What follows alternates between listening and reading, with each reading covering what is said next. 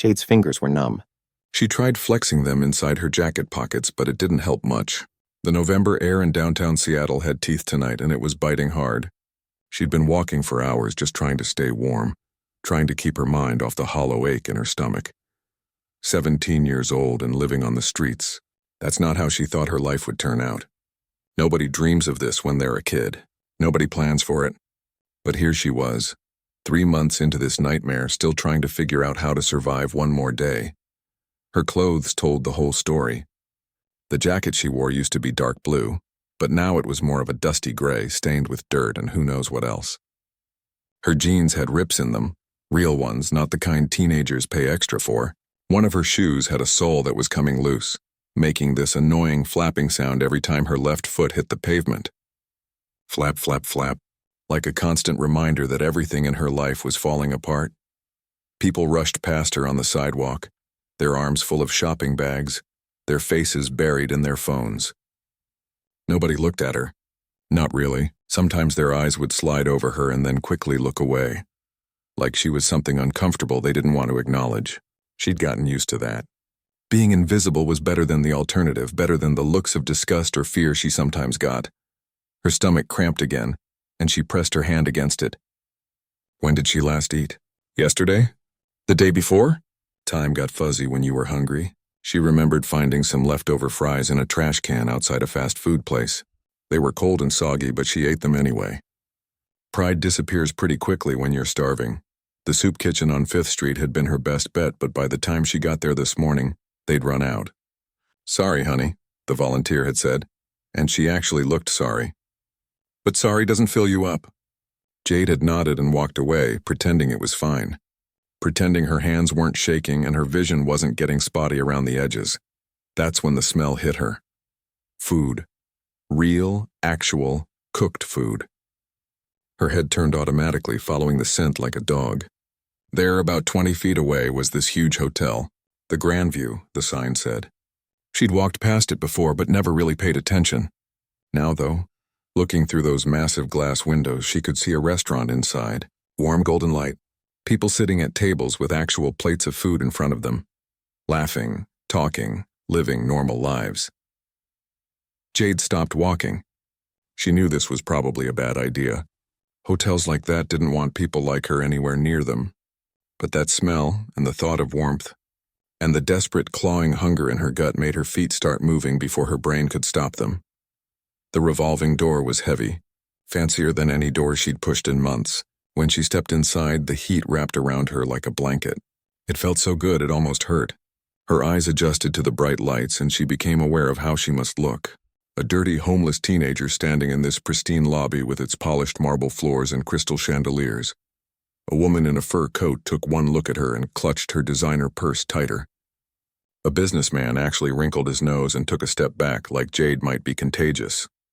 She felt her face burn with shame, but she kept moving. The restaurant entrance was just ahead. She could see the host stand, could see the menu board with prices that made her want to cry. Before she could reach it, a man appeared in front of her. Tall, wearing all black, with a little gold name tag that said manager on it. His face was smooth and practiced, the kind of expression that could smile at rich guests and freeze out people like her in the same breath. "Excuse me," he said, his voice cold and professional. "Can I help you with something?" Jade's throat felt tight. The words came out smaller than she wanted them to.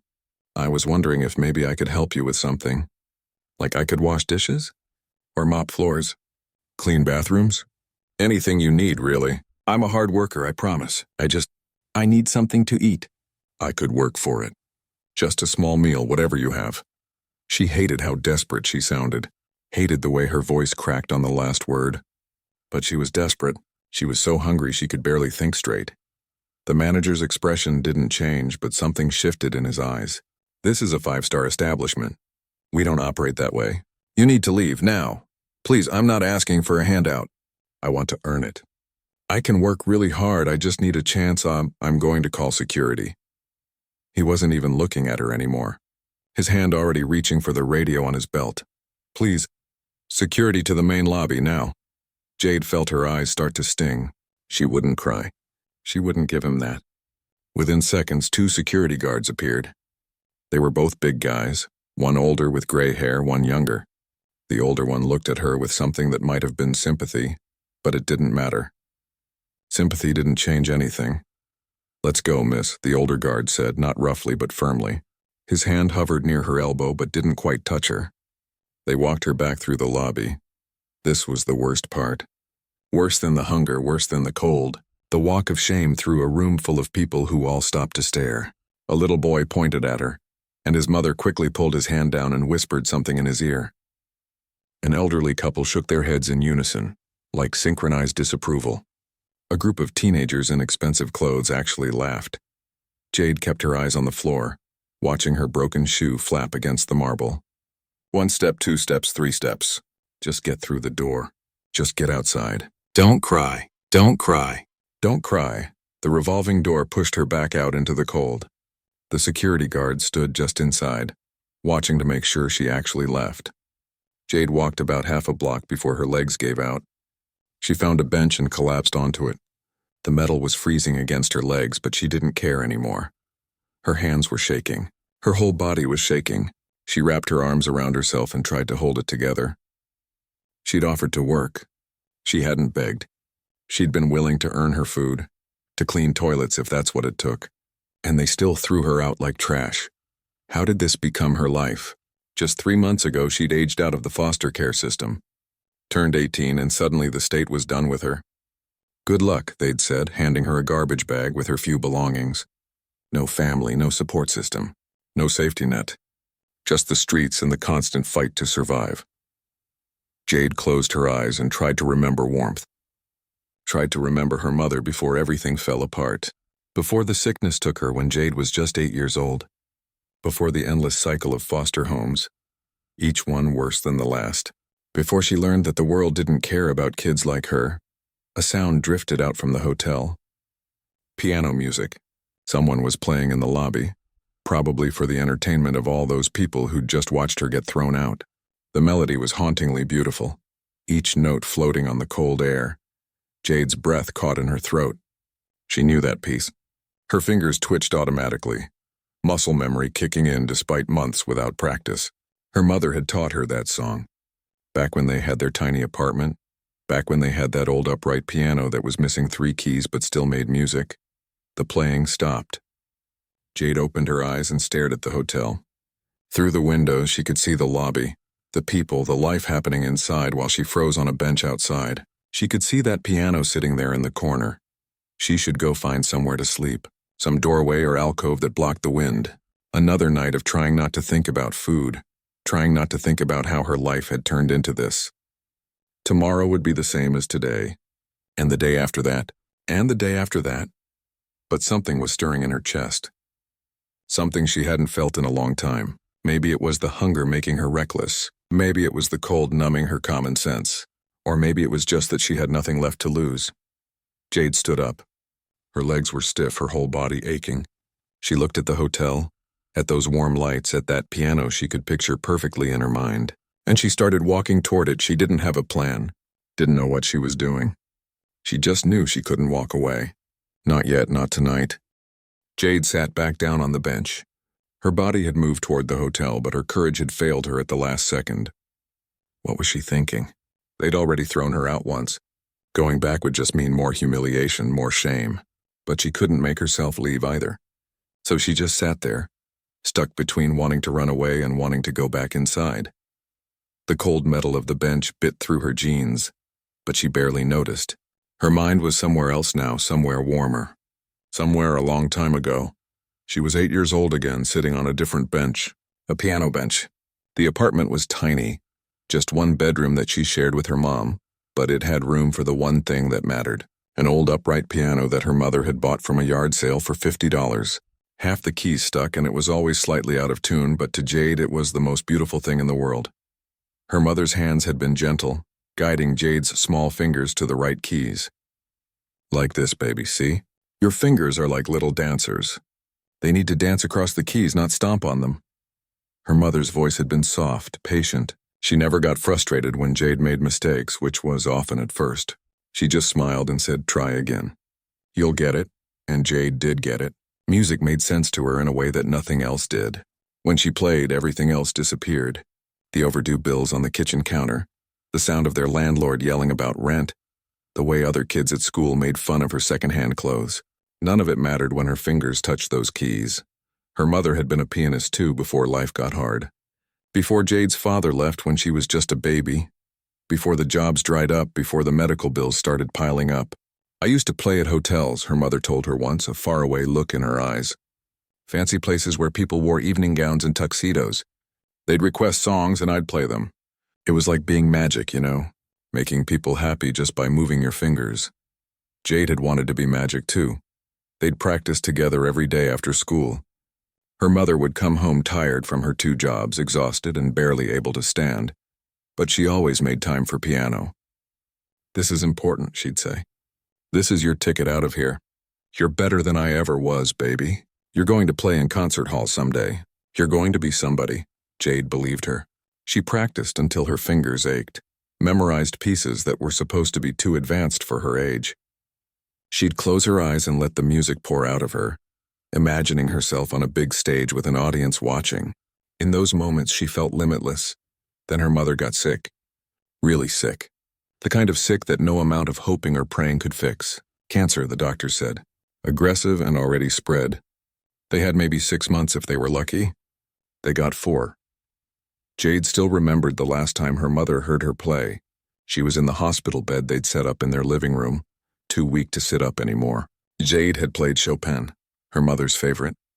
Every note felt like goodbye. Every chord was a prayer that Jade knew wouldn't be answered. When she finished, her mother had tears running down her face. "You're magic, baby," she whispered. "Don't ever forget that. Don't ever stop playing," but Jade did stop. Not by choice, but because life didn't give her any other option. Foster care was like being erased. She went from having a mother who loved her, a home that was hers, to being shuffled between strangers who got paid to keep her. The first house had 5 other kids, all of them angry and broken in their own ways. There was no piano. When Jade asked if she could practice somewhere, the foster mother laughed. "You think you're special? You think you need special treatment? Everyone here has problems. Deal with it." The second house was worse. The third house was even worse than that. Nobody cared that she played piano. Nobody cared that she'd lost her mother. She was just another mouth to feed, another check from the state. She learned to keep her head down, to not ask for things, to make herself small and invisible. But school had a music room, and in that music room was a piano. An old Yamaha that was decent enough. During lunch, during study hall, whenever she could sneak away, Jade would go there and play. The music teacher, Mrs. Patterson, had been kind. She'd let Jade practice even when it wasn't allowed, had even started giving her lessons for free. "You have real talent," Mrs. Patterson had told her once.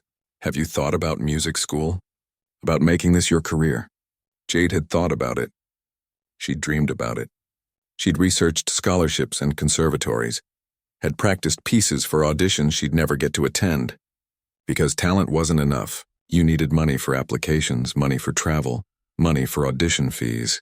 You needed a support system, someone to help you navigate the process. You needed stability. She had none of those things. When she turned 18, the dream died completely. Foster care was over. The last family she'd been with made it clear she needed to be out by her birthday. "Nothing personal," they said, as if there was any way to take it other than personally. "We've got a new placement coming in. You understand?" She'd packed her stuff in a garbage bag. Everything she owned fit in one black trash bag. How pathetic was that? 18 years of life reduced to trash. The social worker had given her some paperwork about resources for young adults aging out of the system. Shelters she could try, programs that might help. But the shelters were full, and the programs had waiting lists months long.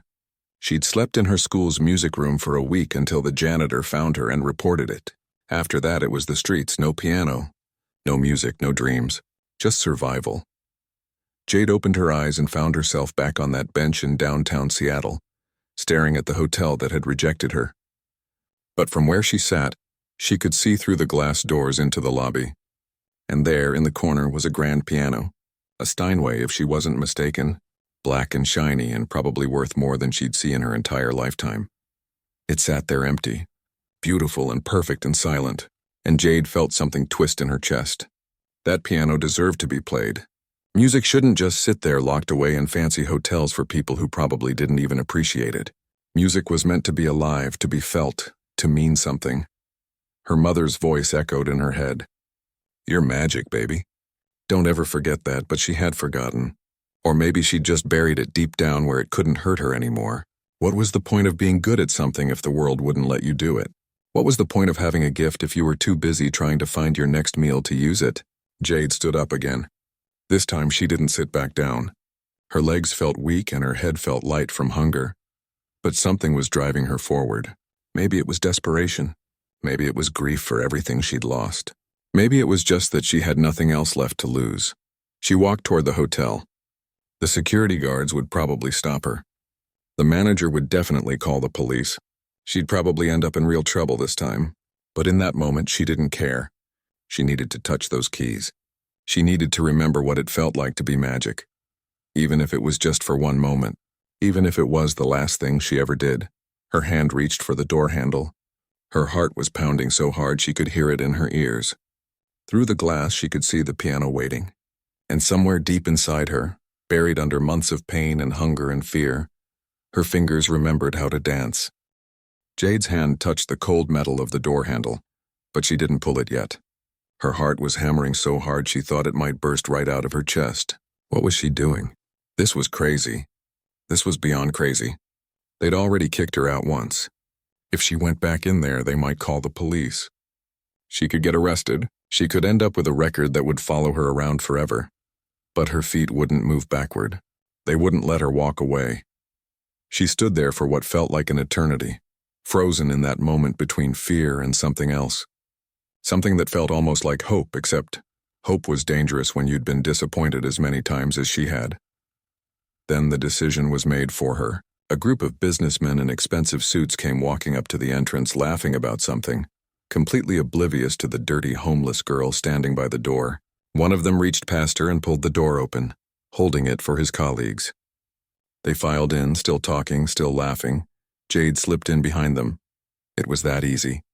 Like the universe had opened a tiny crack just for her. The businessmen never even looked back. They headed toward the bar, and Jade pressed herself against the wall, trying to blend into the shadows. Her heart was racing so fast she felt dizzy. The lobby was busier than before. People everywhere. Guests checking in at the front desk. A couple arguing quietly near the elevators. A family with kids running around while their parents tried to corral them. Everyone focused on their own little worlds. Their own problems that probably seemed huge to them but were nothing compared to wondering where you'd sleep tonight or when you'd eat next. And there, across the lobby, sat the piano. It was even more beautiful up close. A Steinway grand piano. Probably worth more money than Jade had ever seen in her life. The black surface was so polished, she could see reflections in it. The keys were pristine white and black, perfectly aligned, probably perfectly in tune. This wasn't some beaten-up old thing like the piano her mother had owned. This was the kind of instrument people wrote symphonies about. Jade's feet started moving. She didn't plan it, didn't think about it. Her body just pulled her forward, drawn to that piano like a magnet. Each step felt surreal, like she was watching herself from outside her body. Part of her was screaming to turn around, to get out before someone noticed her. But a bigger part, a part she'd tried to bury for months, was screaming louder. Play it, touch it, remember what it feels like to be whole. She was halfway across the lobby when she saw the manager from before, the same one who'd had her thrown out. He was at the front desk, talking to a guest who looked upset about something. His back was to her.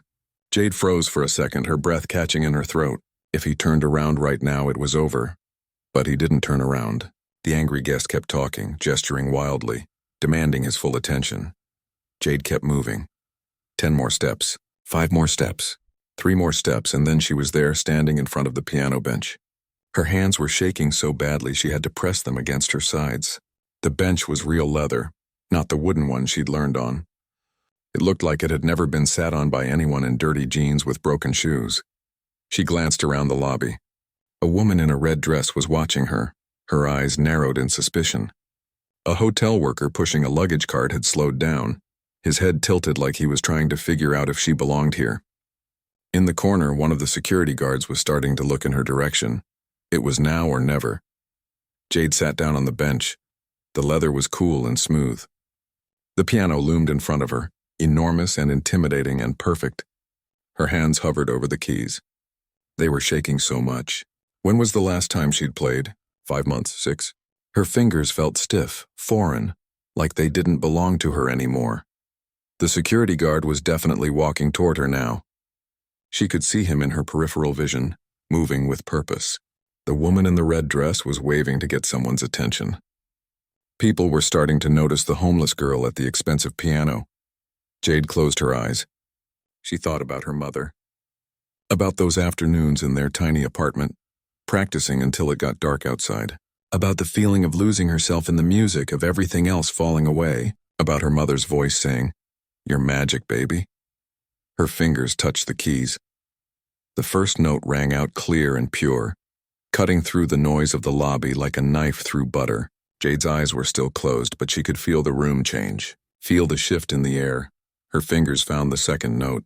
The third, the fourth Chopin, Nocturne in E-flat major, her mother's favorite. The piece she'd played 1,000 times. The one she could play in her sleep. The one that lived in her bones and blood and breath. The melody poured out of her. Her fingers remembered everything, even though her conscious mind had tried to forget. They danced across the keys exactly like her mother had taught her. Gentle but confident, emotional but controlled. Each note was a memory.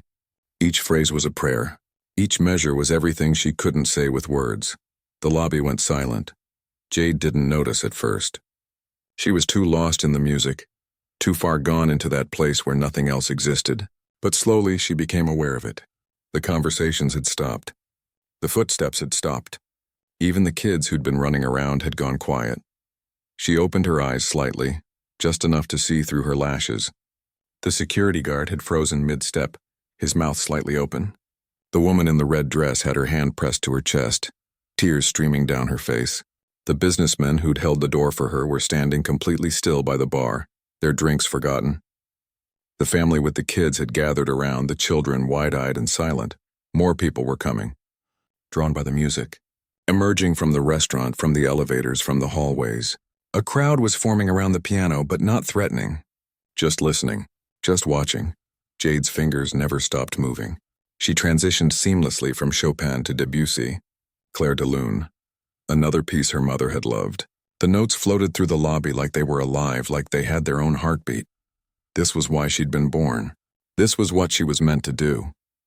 Not surviving on the streets, not begging for food, this creating beauty, making magic, being someone who mattered. Tears started rolling down her cheeks, but she didn't stop playing. Couldn't stop. This might be the last time she ever touched a piano. They were going to kick her out the second the music ended, probably ban her from the hotel for life, maybe call the police. But right now, in this moment, none of that mattered. She poured everything into the music. Every lonely night sleeping in doorways, every meal she'd missed, every time someone had looked through her like she was invisible, every memory of her mother, every dream she'd had to bury, every piece of her broken heart. The lobby was packed now. People had their phones out recording. Some were crying. Others were just standing there with this look of complete shock on their faces, like they couldn't believe what they were hearing. A woman who looked like she might work for the hotel was frantically talking on her phone, her eyes never leaving Jade. And there, at the edge of the crowd, was the manager who'd thrown her out. He was standing perfectly still, his face pale, his expression unreadable. The angry guest he'd been dealing with was gone. Now he was just watching, just listening, like everyone else. Jade's fingers slowed as the piece came to its end. The final notes hung in the air, delicate and haunting. She played the last chord, and then her hands fell away from the keys. For a moment there was complete silence. And then the lobby erupted. The applause was deafening. People were clapping, some were cheering, some were still crying. A man near the front was wiping his eyes with a handkerchief. A teenage girl was filming with her phone held high, her mouth hanging open in disbelief. Jade sat there, stunned. Her hands were still shaking, but now for a different reason. She turned on the bench slowly, looking at all these faces. All these people who minutes ago hadn't even seen her. Now they were all looking at her. Really looking at her. Seeing her. The security guard who'd been walking toward her was applauding too, a huge smile on his face. The woman in the red dress was pushing through the crowd, saying something Jade couldn't quite hear over the noise. And the manager, the one who'd had her thrown out like garbage, was making his way toward her too. But his face wasn't angry anymore. It was something else entirely. Something that looked almost like shame. Jade couldn't move. She sat there on the piano bench, her hand still trembling in her lap, while the applause crashed over her like waves. It was too much, too loud, too overwhelming. Part of her wanted to run, to disappear back into the shadows where she belonged. But her legs wouldn't cooperate. She was frozen, trapped between disbelief and something that felt dangerously close to hope. The woman in the red dress reached her first. She was elegant, probably in her 50s, with kind eyes that were still wet with tears. "That was extraordinary," she said, her voice shaking slightly. "I've been to concerts at Carnegie Hall, and I've never heard anything that moved me like that." "Who are you? Where did you learn to play like that?" Jade opened her mouth, but nothing came out. What was she supposed to say? That she was nobody? That she was homeless? That she'd snuck in here because she was desperate and hungry and had nothing left to lose? Before she could find any words, more people crowded around. A man in an expensive suit, the woman who'd been on her phone, the teenage girl who'd been filming. They were all talking at once, all asking questions, and Jade felt like she was drowning in their attention. "Please, give her some space," someone said. It was the older security guard, the one who'd looked sorry when he threw her out the first time. He gently pushed the crowd back a little, creating a small bubble of air around Jade. He looked at her with something like respect now. "You okay, miss?" Jade nodded, even though she wasn't sure it was true. Her heart was still racing, her mind still trying to catch up with what had just happened. She'd expected to be dragged out by security. Instead, people were acting like she'd done something amazing. The manager appeared at the edge of the circle. The crowd parted for him automatically, the way people do for someone in charge. He walked toward Jade slowly, and she braced herself. Here it comes, she thought. Here's where he kicks me out for real. Maybe threatens to press charges for trespassing. But when he reached her, he didn't look angry. He looked uncomfortable, embarrassed even. He cleared his throat. "Miss, I owe you an apology. Earlier, when you came in asking for work, I didn't—" He trailed off, seeming to struggle with the words. "That was wrong of me. I judged you based on your appearance, and that was inexcusable." Jade stared at him. Was this really happening? The same man who'd called security on her was now apologizing? "I'd like to offer you a meal," he continued. "A proper meal in our restaurant. On the house. And if you're still interested in work, we can talk about that too." The crowd murmured approvingly. Some people clapped again. Jade felt tears welling up in her eyes, and she hated it. She didn't want to cry in front of all these strangers. But the idea of food, real food after days of going hungry, was almost too much to process. "Thank you," she managed to whisper. The woman in the red dress stepped forward again. "Actually, I'd like to buy her dinner myself, if that's all right." She looked at Jade. "And I'd like to talk to you about something. My name is Victoria Chen. I'm a talent scout for Paramount Music Group. We represent classical musicians, and we help them build their careers." Jade's breath caught. A talent scout.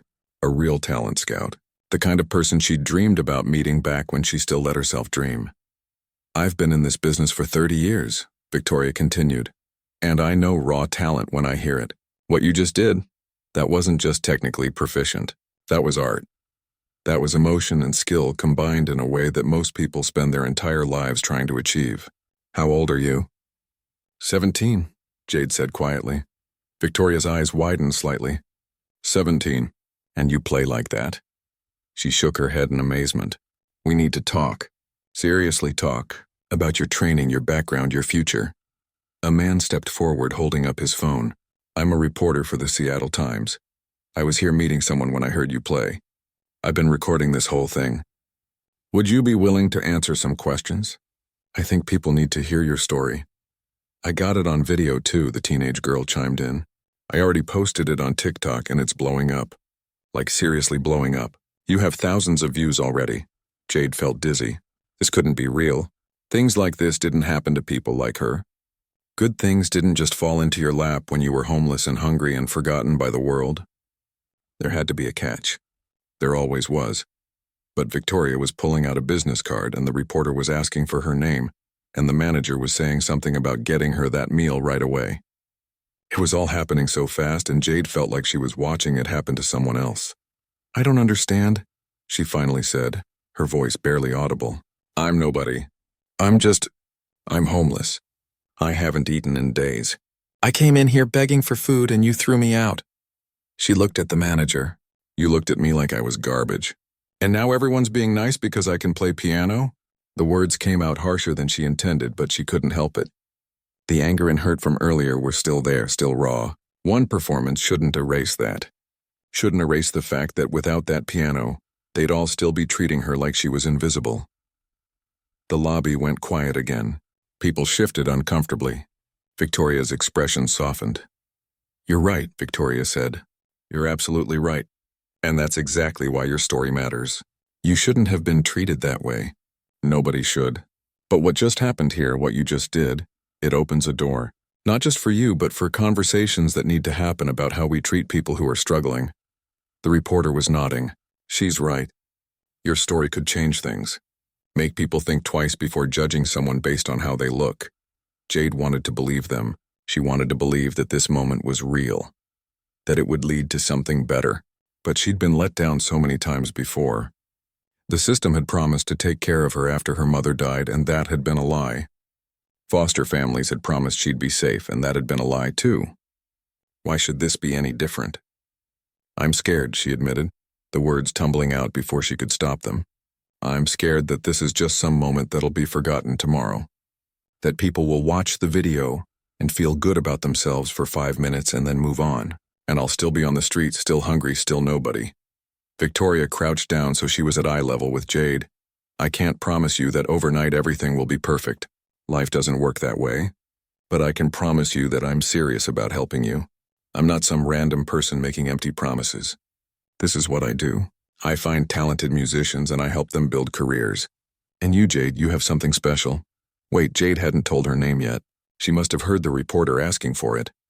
The video is already going viral, the teenage girl said, looking at her phone with wide eyes. Seriously, look at this. 10,000 views in like 5 minutes. People are sharing it everywhere. They're calling you the homeless piano girl and asking how they can help. The reporter was typing rapidly on his phone. My editor wants to run this story tonight. Front page of the website. We'll link to the video. People are going to want to help. There will be donations, offers of support. This is going to be big. Jade felt tears streaming down her face now, and she didn't try to stop them anymore. It was all too much. The attention, the promises, the sudden shift from being invisible to being seen. She didn't know whether to laugh or sob or just shut down completely. The manager cleared his throat again. Miss, please, let me at least get you some food while you figure everything out. You said you haven't eaten in days. That needs to be addressed first before anything else. He was right. Jade's stomach chose that moment to growl loudly, reminding her why she'd come in here in the first place. Everything else was overwhelming and confusing, but food was simple. Food was necessary. Food was real. Okay, she whispered. Okay. Victoria took her hand and helped her up from the piano bench. Jade's legs were shaky, but they held. The crowd was still there, still watching, still recording. She could see phones everywhere, all pointed at her. Her face would be all over the internet by tomorrow. The thought was terrifying and surreal. As they walked toward the restaurant, people reached out to touch her shoulder to say kind words. You're amazing. That was beautiful. You're going to be a star. God bless you. The same people who would have walked past her on the street without a second glance were now treating her like she mattered. The restaurant was just as fancy as she'd imagined. White tablecloths, crystal glasses, soft lighting. The host who'd turned her away earlier couldn't meet her eyes as he led them to a table by the window. Jade sat down in a chair that was probably worth more than everything she'd ever owned combined. A menu appeared in front of her. The prices weren't even listed, which meant they were expensive. She stared at the descriptions of food, her mind barely processing the words. Filet mignon. Salmon with dill sauce. Pasta carbonara. Things she'd dreamed about but never thought she'd actually eat. Order whatever you want, Victoria said gently. As much as you want. Jade looked up at her, at this stranger who was being kinder than almost anyone had been in years. Why are you doing this? She asked. You don't even know me, Victoria smiled.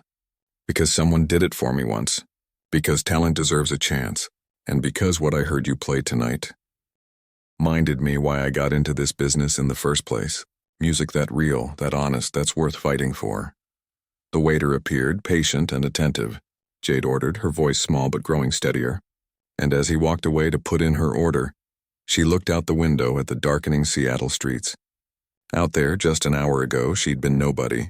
Just another homeless kid that people ignored. But in here right now, she was somebody. And maybe, just maybe, this was the beginning of some. The food arrived, and Jade had to force herself not to eat too fast. Her stomach had been empty for so long that she knew if she rushed, she'd get sick. But everything tasted like heaven. The pasta was creamy and rich, the bread was warm, and the salad was fresh in a way she'd almost forgotten food could be. Victoria sat across from her, sipping tea and answering emails on her phone, giving Jade space to just eat and breathe. By the time Jade finished, her phone situation had been solved. Victoria had ordered her a basic smartphone from the hotel gift shop. "You'll need this," she'd said simply, "to stay in contact if nothing else." When Jade turned it on and connected to the hotel Wi-Fi, she wasn't prepared for what she saw. The video of her playing piano had exploded. Not just thousands of views anymore. Millions. It was on Twitter, Instagram, Facebook, TikTok, everywhere. People were sharing it with captions like, "This brought me to tears," and "Never judge a book by its cover," and "The talent that almost went unseen." News outlets were picking up the story. Local stations first, then national ones. CNN had already posted an article, so had the BBC. The headlines all said basically the same thing. Variations of "Homeless Teen's Piano Performance Goes Viral" and "Girl Rejected by Hotel Stuns World with Hidden Talent." Jade scrolled through the comments, her hands shaking. Most were supportive, beautiful even. People saying they'd cried, that her story had changed their perspective, that they wanted to help. But there were negative ones too. People saying it was staged, that she was probably faking being homeless, that she should get a job instead of looking for handouts. Those comments stung, even though Victoria told her to ignore them. "There will always be critics," Victoria said. "People who can't just appreciate something beautiful without tearing it down. Don't let them live rent-free in your head." That night, the hotel gave Jade a room. A real room with a real bed and a bathroom with hot water. The manager insisted, said it was the least they could do. Jade stood in the shower for almost an hour, washing away 3 months of street grime, watching the water run brown and then clear. She wrapped herself in the fluffy white robe hanging on the door and cried into the fabric. Not sad tears this time. Just release. Just relief. She couldn't sleep, though. Every time she closed her eyes, her mind raced. Was this real? Would it last? What happened tomorrow? Tomorrow came fast. Victoria showed up at 8 in the morning with coffee and a plan. She'd made phone calls, pulled strings, called in favors. By noon, Jade had 3 scholarship offers from music schools.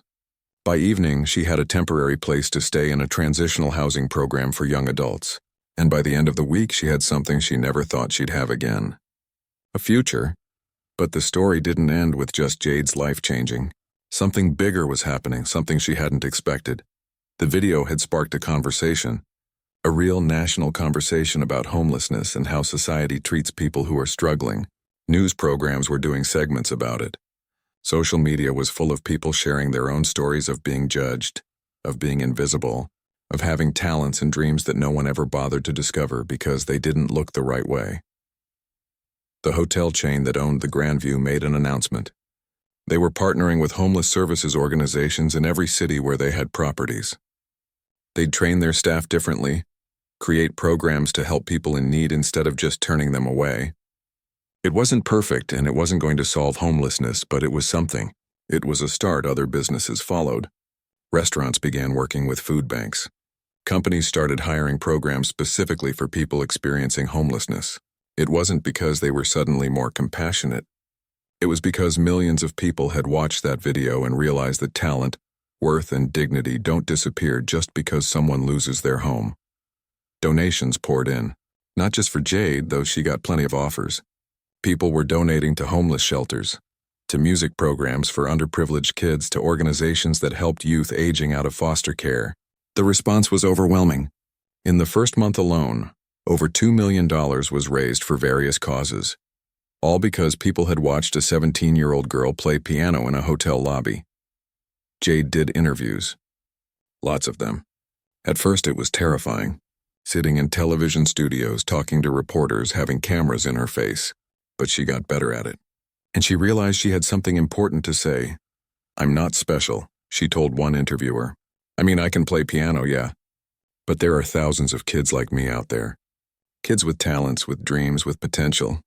And society just throws them away the second they hit 18 and age out of the system. We need to do better. We need to see people, really see them before they have to do something extraordinary just to be noticed. The music school she chose was in Boston. Berklee College of Music had offered her a full scholarship, plus housing and a stipend for living expenses.